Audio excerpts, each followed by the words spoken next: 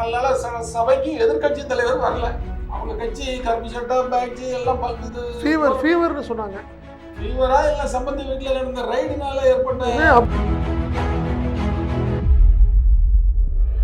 சமமாரிய கேள்வியெல்லாம் விட்டு சிஎம் கூட நேருக்கு நேராக வாக்குவாதம்லாம் பண்ண ஆரம்பிச்சாங்க.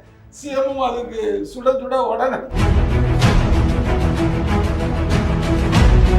யார் அந்த சாருங்கிறதுல திமுக இன்னைக்கு ஒரு வேலையை ஆரம்பிச்சு பதில் கொடுத்துட்டாங்க. ஒரு அடி அடிச்சது எதிர்பார்க்கல, அவங்க எதிர்பார்க்கல. அதிமுக போட்டியிடுவேன்னு கூட சொல்லல. திமுக கூட்டணியில போட்டியிடுவோங்கிற மாதிரி ஒரு கருத்து சொல்லிட்டாங்க. ஆனா யார் காங்கிரஸா திமுகவா அப்படிங்கறது கூட இன்னும் ஒரு எடப்பாடி காலேஜ் நம்ம இளங்கோவன் பையன் மாத்திட்டு இருக்காப்ல அந்த காலேஜ். அந்த காலேஜுக்கு கவர்னர் வர எடப்பாடி வந்து ரொம்ப தெளிவாக ரைட்டுப்பா நீ போய் கூட்டிகிட்டு வந்துரு அப்படின்னு சொல்லி எடப்பாடி அனுமதி இல்லாமல் கண்டிப்பாக இளங்கோவன் கல்லூரிக்கு வந்து கவர்னர் எப்படி கூப்பிட முடியும்? அண்ணாமலை தான் உடனே ஆதரவு தெரிவிக்காரு. அண்ணன் சொன்னது பேசி முடித்த உடனே அண்ணன் சீமான் அண்ணன் கருத்துக்கு நான் உடன்படுறேன், எல்லா ஆதாரங்களையும் எடுத்து.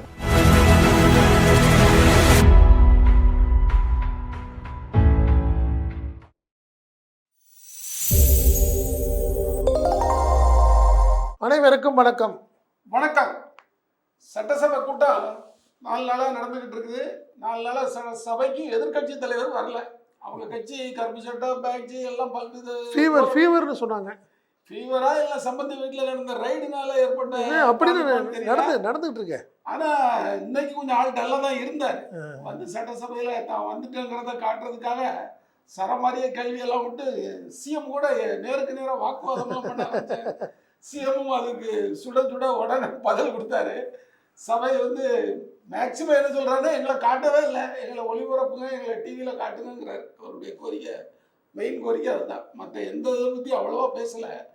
தமிழ்நாட்டில் பெண்களுக்கு பாதுகாப்பு இல்லைன்னு அந்த பழைய பிரச்சனையை கிளப்பிக்கிட்டு 2-3 நாளாக எங்களை டிவிலேயே காட்டலை, சபாநாயகர் எங்களை ஓரம் கட்டுறாருங்கிற மாதிரி அவர் மேலேயும் ஒரு குற்றச்சாட்டை வச்சுட்டாங்க. அந்த நீட்டை பற்றி ஆரம்பித்தார். நீட்டை ஒன்று சிஎம் நல்லா பிடிச்சிட்டார். என்ன பண்ணிட்டாரு, பழைய விஷயத்தை பற்றி பேசுகிறதுக்கு இப்போ வேலை இல்லை. என்ன நீங்கள் இப்போ இன்றைக்கி கரண்ட்டு என்ன காரணம்னா, இப்போ நீங்கள் அண்ணா யூனிவர்சிட்டி மேட்ரு பெருசாக இவங்க ஆரம்பித்த உடனே யார் அந்த சாருங்கிறதுல திமுக இன்னைக்கு ஒரு வேலையை ஆரம்பிச்சு பதில் கொடுத்துட்டாங்க. ஒரு அடி அடித்தது எதிர்பார்க்கல, அவங்க எதிர்பார்க்கல. டக்குன்னு அடித்த உடனே அவங்களுக்கு ஒரு சுதாகர் அரெஸ்ட்டை போட்டு பெருசாக்கி விட்டாங்க. ஸோ அதனால் அந்த விஷயம் முடிஞ்சிருச்சு. ஈரோடு எலெக்ஷன் தேர்தல் எப்படி இருக்குது? இடைத்தேர்தல் தாக்கல் ஆரம்பிச்சிட்டாங்க. ஆமாம் மன்னன் காலையிலே வந்து உட்காந்துட்டாரு பத்மராஜன். அவர் 340வது முறையா வேட்புமனு தாக்கல் பண்றாரு. கிண்டர் சாதனக்காரர் அவர். ஆமா, அவர் தான் இறங்கியிருக்காரு. ஆனா சுயேட்சைகள்கிட்ட இருக்கிற ஆர்வம் எந்த கட்சிட்டையும் இருக்கிற யாருக்குமே என்ன முடிவு ஆகலை. இப்போ உங்களுக்கு எந்த கட்சியுமே இந்த தேர்தலை விரும்பலையா என்னன்னு தெரியல. எல்லாரும் அமைதியா இருக்கிறாங்க.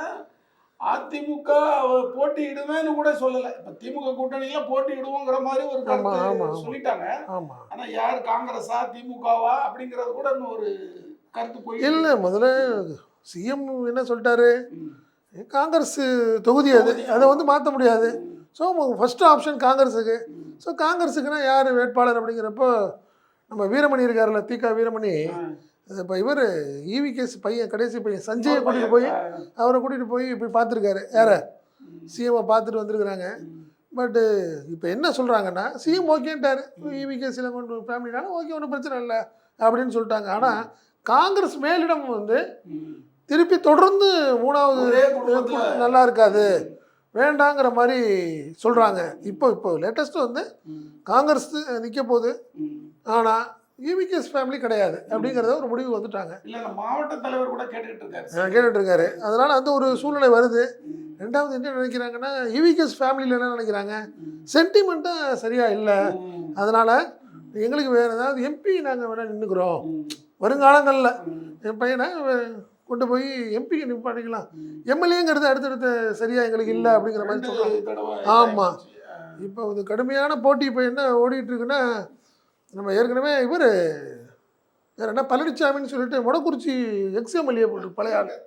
ஆமாம், அவருக்கு ஒரு வாய்ப்பு இல்லைன்னா அடுத்தது கோபிநாத் தேசிய செயலாளர், அவருக்கு ஒரு வாய்ப்பு அப்படிங்கிற ஒரு சூழ்நிலை இப்போ ஓடிக்கிட்டு இருக்கு. ஆமாம், இல்லை இதில் காங்கிரஸில். காங்கிரஸ். ஆமாம், காங்கிரஸில் வந்து கோபிநாத்னு சொல்லிட்டு ஈரோடுக்காரரு. பட் அவருக்கு ஒரு வாய்ப்பு இருக்குது அப்படின்னு சொல்கிறாங்க. தொழிலதிபர் ஒரு தேசிய செயலாளராக இருக்கார். கர்நாடகா இன்சார்ஜ் போல் இருக்கு. பாதியை பிரித்து ஒரு பாதி வந்து அவர் பார்த்துட்ருக்காரு. இன்னொரு வந்து முடக்குறிச்சியை தான் சொன்னேன், பழனிசாமி அவர். ஆமாம், அவருக்கு ஃபுல் சப்போர்ட்டு வந்து நம்ம சிதம்பரம் அண்டு ஜோதிமணி. ஆமாம், இவருக்கு வந்து கோபிநாத்துக்கு நம்ம கிருஷ்ணகிரி கோபிநாதன் இருக்கார்ல, அவருக்கு வந்து அவர் சப்போர்ட்டு. இந்த ஒரு சூழ்நிலையில் ஓடிட்டு இருக்கு. அநேகமாக இன்னைக்கு நைட்டு இல்லை நாளை காலையில் கூட அனௌன்ஸ் பண்ண வேண்டிய கட்டாயத்தில் காங்கிரஸ் இருக்குது. ஏன்னா வேட்புமனுவே 3 நாள் தான் தாக்கல் பண்ண முடியும். ஆமாம் ஆமாம் ஆமாம், ஒரு நாள் முடிஞ்சு போச்சு. ஆமாம், இன்னைக்கு ஒரு நாள் முடிஞ்சு போச்சு. இன்னும் 2 நாள் தான் இருக்கு வேட்புமனு தாக்கல். ஆமாம், எல்லாம் பொங்கல் லீவு வருது. கண்டிப்பாக. அதனால வேட்புமனு வழக்கம் மாதிரி இதில் சுணங்கிக்கிட்டு இருக்க முடியாது. நீங்கள் முடிச்சே ஆகணும் டக்குனு. ஏன்னா வேட்புமனு தாக்கல் பண்ணி ஆகணும். அடுத்து பிரச்சாரத்தை ஆரம்பிக்கணும்ல உங்களுக்கு. இல்லை அதிமுகவில் யார் போட்டிடுறாங்க? இல்லை, அதிமுக வந்து என்ன பிரச்சனைனா அவங்க இந்த ரெட்டலை விஷயத்துல இன்னும் ஒரு குழப்பம் ஓடிக்கிட்டே இருக்குல்ல. அதுதான் மனுவெல்லாம் தேர்தல் ஆணையத்தில் கொடுத்துருக்காங்க. எலெக்ஷன் இந்த இது வேட்புமனு முடியறதுக்கு முன்னே எங்களுக்கு ரெட்டையில உண்டா இல்லையான்னு சொல்லுங்க அப்படின்னு ஒரு சேலம். சரி, இல்லைன்னு சொன்னா சிக்கலாயிரும். அதனால அவங்க என்ன நினைக்கிறாங்க, தேவையில்லாம ரிஸ்க் எடுக்க வேண்டாம். ஏன்னா பிஜேபி என்ன மனநிலையில் இருக்கு, எப்படியாவது அதிமுகவை கூட்டணியை வளர்ச்சிடணுங்கிறதுல தெளிவா இருக்காங்க. அதான் இந்த ரைடு 4 நாள் ஆயிடுச்சு. சொந்தக்காரர் எடப்பாடி வீட்டு சொந்தக்காரில். ஆமாம், இன்னும் ரைடு தொடர்ந்து போயிட்டுருக்கு. ஸோ இதனால அவங்க என்ன நினைக்கிறாங்க, பிஜேபி இந்த தேர்தலில் நம்ம நிற்போம் அப்படிங்கிற மாதிரி தெளிவாக இருக்கார் இவர் அண்ணாமலை. நம்ம நிற்கணுங்கிற ஒரு முடிவுக்கு வந்துட்டார். பட் இவர் சரியில்லை. யார், நம்ம எடப்பாடி வந்து வேண்டாம், இது புறக்கணிச்சிருவோம், நம்ம தேவையில்லாமல் ரிஸ்க் எடுக்க வேணாம் அப்படின்னு சொல்லிக்கிட்டு இருக்காரு. இல்லை, புறக்கணிப்பில் கூட தேமுதிக பக்கத்தில் அவங்களுக்கு அதை கொடுத்து அப்படியே தப்பிச்சிடலாம் அப்படிங்கிற மாதிரி ஒரு ஐடியா பண்ணிக்கிட்டு இருக்காரு. ஓஹோ, கூட்டணி கட்சி அவங்களுக்கு ஒரு வாய்ப்பு கொடுக்கும், அவங்களுக்கு சட்டசபையில் பிரதிநிதித்துவம் இல்லை, அதனால விஜயகாந்த் பையனை அந்த விருதுநகர்ல விஜய் பிரபாகரன், ஆமா, அவருக்கு நாங்க கொடுக்க போறோம், அவரை நிறுத்துவோம் அப்படின்னு பேச்சுவார்த்தை நடத்திருக்காங்க. கடுமையான அதிருப்தி ஆயிரம். அம்மா கொஞ்சம் தவிர்க்கிற மாதிரி பேசிட்டாங்க. வேண்டாம், என்ன பலிகடா ஆக்குறதுக்கு எங்களை கொண்டு ஆக்குறீங்களா அப்படின்னாங்களா. அதனால இன்னும் அதிமுகவில் நிற்க போறோங்கிறதுல உறுதி அவங்க இல்லை, நழுவிக்கிட்டு தான் இருக்கிறாங்க. இந்த பிஜேபி ஏடிஎம்கே ஒரு பேச்சக்கில் இப்போ பார்த்தீங்கன்னா, இப்போ கவர்னர் நாளைக்கு திருச்சிக்கு வராரு. வந்துட்டு முசிறி எம்ஐடி காலேஜுக்கு போறாரு. எங்க பொங்கல் விழாக்கு. எடப்பாடி காலேஜ் நம்ம இளங்கோவன் பையன் பார்த்துட்டு இருக்காப்புல அந்த காலேஜை. அந்த காலேஜுக்கு கவர்னர் வராரு. சரி, ஒரு கவர்னரை போய் கூப்பிடுறதுன்னா கண்டிப்பாக ஒரு மாதத்துக்கு முன்னாடி நடந்திருக்கணும், இந்த அப்பாயின்மெண்ட் வாங்கியிருக்கணும். பட் இந்த விஷயத்தில் இளங்கோவன் போய் தான் காலேஜுக்கு கவர்னரை கூப்பிட போகிறது கண்டிப்பாக எடப்பாடிக்கு தெரியும். அப்போ பிஜேபிக்கு ஆல்ரெடி கிரீன் சிக்னல் கொடுத்துட்டாரு போல் இருக்கு, அப்படி தானே தெரியுது. எடப்பாடி வந்து ரொம்ப தெளிவாக ரைட்டுப்பா நீ போய் கூட்டிகிட்டு வந்துரு அப்படின்னு சொல்லி, எடப்பாடி அனுமதி இல்லாமல் கண்டிப்பாக இளங்கோவன் கல்லூரிக்கு வந்து கவர்னர் எப்படி கூப்பிட முடியும்? இத்தனைக்கும் சென்னையிலாம் கூட பரவாயில்ல, திருச்சிக்கு வரணும்னா ஒரு நாளுக்கு எப்படி சொல்கிறாங்கன்னா ஒரு 40 நாளைக்கு முன்னாடியே அப்பாயின்மெண்ட் வாங்கியிருக்கணுங்கிறாங்க. அதனால் கிட்டத்தட்ட அதிமுக பிஜேபி நெருங்கிறதுக்கான எல்லா சாத்தியக்கூறுகளும் ஓடிக்கிட்டே இருக்குது. ஆமாம் ஆமாம், அதனால் நீங்கள் வந்து தவிர்க்கவே முடியாது. அதனால் எடப்பாடி வந்து சரி நம்ம கொஞ்சம் ஒதுங்கி இந்த எலெக்ஷனில் இருப்போம், பிஜேபி நிற்கட்டும், நம்ம மறைமுக ஆதரவு தெரிவிக்கலாங்கிற மனநிலைக்கு வந்துட்டார். அதான் 11ஆம் தேதி நாளைக்கு கிட்டத்தட்ட அதான் ஒரு முடிவு எடுக்க போகிறாங்க. புறக்கணிப்புங்கிறதுக்கான முடிவுக்கு வர போகிறாங்க. ஒன்று ஆமாம், டிக்ளேர். இந்த சீமான் பெரியார் விஷயம் அப்படியே ஓடிக்கிட்டே இருக்குது.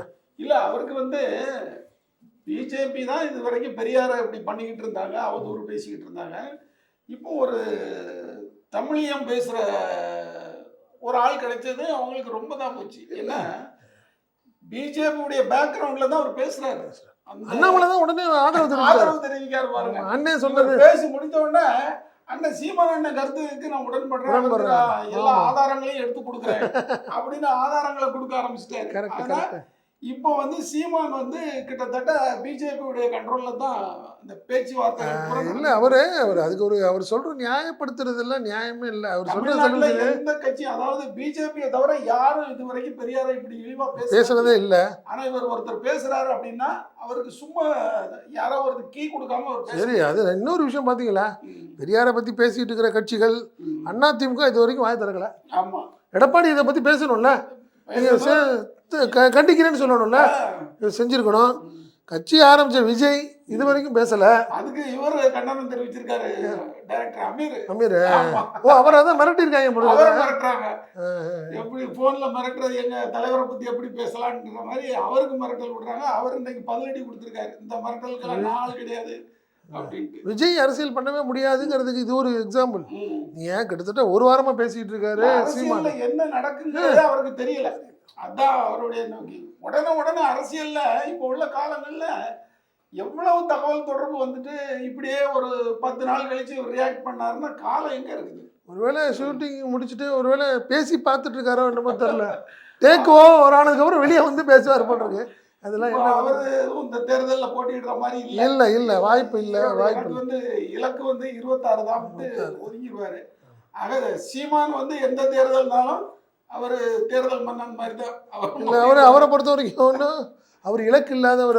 அவரை பொறுத்த வரைக்கும் அது அரசியல் பண்ணணும்னு நினைக்கிறாரு ஒழிய வெற்றிங்கிறத பற்றி சிந்திக்கவே இல்லை. அதனால் இந்த தேர்தலை பொறுத்த வரைக்கும் கண்டிப்பாக திமுக வர்சஸ் பிஜேபி அதுக்கான வாய்ப்புகள் தான் அதிகம். திமுகனா காங்கிரஸ் வர்சஸ் பிஜேபி அப்படிங்கிறது தான் இன்னைக்கு சூழ்நிலையாக இருக்குது.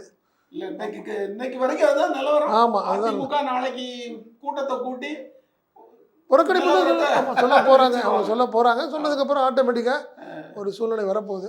ஆனால் என்ன சொல்லுவாங்க அப்படின்னா, இந்த ஆட்சியில் நாங்கள் வந்து நியாயமான தேர்தல் நடக்காது, அப்படி அந்த ஃபார்முலா இந்த ஃபார்முலா. ஜெயக்குமார் சொல்லிட்டாரு. ஜெயக்குமார் கிட்ட முன்னாடியே சொல்லிட்டார், நீங்கள் ஆளுங்கட்சி இருக்கிறப்போ ஒரு இடைத்தேர்தல் நடந்துச்சுன்னா பணபலமும் அதிகார பலமும் அதிகமாக இருக்கிறதுனால நாங்கள் ஒரு வேறு முடிவு தான் எடுக்கணும்னு அவர் சொல்லிட்டாரு. பட் நாளைக்கு ஃபார்மலாக ஒரு மீட்டிங் போட்டு எல்லாத்தையும் கையெழுத்து வாங்கிட்டாங்கன்னா வேலை முடிஞ்சிச்சு அப்படின்னு நினைக்கிறாங்க. ஏன்னா மாவட்ட செயலாளர்கள் சொன்னாங்க, நான் முடிவு எடுத்தேன். ஆமாம், வேலை பழியை போட்டுட்டு போகிறதுக்கு இந்த கூட்டத்தை போட்டிருக்காரு. ஆமாம். இது போன்ற அரசியல் நிகழ்வுகளை உடனுக்குடன் தெரிந்து கொள்ள தமிழ் நியூஸுடன் இணைந்திருங்கள். நான் உங்கள் தாஸ். நான் செந்தில்வேல்.